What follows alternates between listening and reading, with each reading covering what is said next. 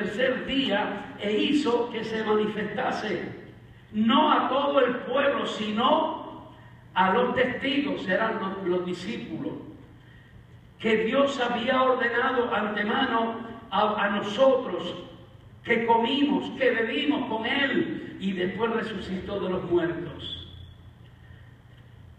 En el verso 44, para adelantarlo, miren el final de todo esto. Mientras aún hablaba Pedro, fíjese bien, Pedro no llegó, no oró, no dio un sermón, sino le habló de quién era Cristo y que había resucitado, etcétera, etcétera. Dice, mientras aún él hablaba Pedro, estas palabras, el Espíritu Santo cayó sobre todos los que oían el discurso. Eso es lo importante, que al oír la palabra, tener deseo de las cosas de Dios, al oír esa palabra, el Espíritu Santo te redarguye de pecado, de justicia, de juicio, te va a redarguir como diciendo, yo necesito cambiar. Yo quiero cambiar, eso me pasó a mí.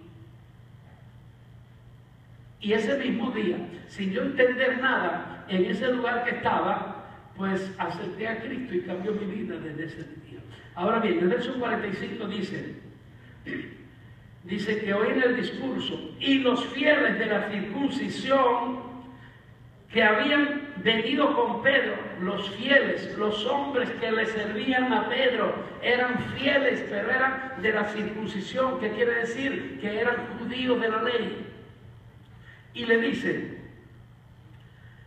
se quedaron atónitos de que también sobre los gentiles se derramara el don del Espíritu Santo. Eso se derramó aquí también, allá en Franklin y Tercera, cuando nos convertimos. Ese es lo más hermoso que puede haber. Con el Espíritu Santo, como dice, el potaje el café está colado. Sin el Espíritu Santo es lucha y pelea, y rompe y arregla, y rompe y arregla. El Espíritu Santo trabaja adentro de uno para redarguirte, para convencerte, para consolarte, para fortalecerte, para guiarte. Y muchas más cosas. Dice, porque los oían, ellos estaban atónitos porque los oían que hablaban en lenguas y que magnificaban a Dios. El verso 47. Entonces respondió Pedro, ¿puede acaso alguno impedir el agua para que no sean bautizados estos que han recibido el Espíritu Santo también como nosotros? Y mandó bautizarlos en el nombre del Señor Jesús. Y entonces le rogaron que se quedase algunos días. Pedro se quedó algunos días con ellos, instruyéndolo. Fíjense la bendición, no es un esfuerzo humano. Las cosas de Dios se reciben por fe y por obediencia a la palabra. Vamos al libro de los Hechos 13. Hechos 13 del 1 al 3. Y vamos a ver otro ejemplo. Dios se mueve en cualquier reunión o culto de oración cuando los participantes dejan de comer para buscar al Espíritu.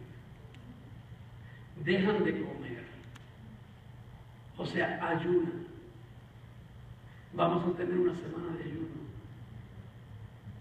Vamos a ver qué nos dice aquí. Dice el capítulo 13, verso 1 al 3, dice.